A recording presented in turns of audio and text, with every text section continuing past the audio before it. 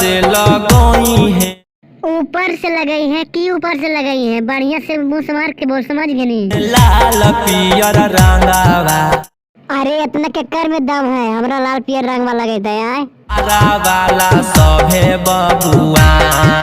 अच्छा वाला बबुआन, अच्छा डाल भी देते न हम बर्दाश्त कर लेबे, समझ गए नहीं? होई ना बर्दाश्त जब।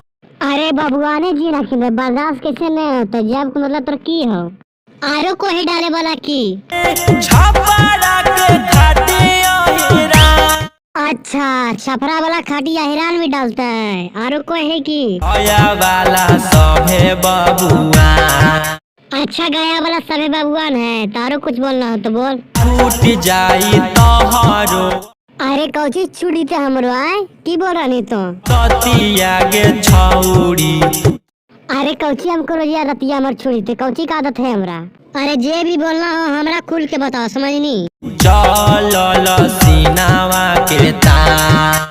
अच्छा सिनेमा तार के जगह बोला यार, ये तो हमारा आदत है, हम ऐसे ही चलो ये, समझ नहीं? तोरा बोला कुछ नहीं होते, समझ गए? तो अगर आप लोग की ये होली वीडियो अच्छा लगा है तो वीडियो को लाइक करें और चैनल पर नए हैं तो चैनल को सब्सक्राइब करें। धन्यवाद, फिर मिलेंगे अगले वीडियो के साथ।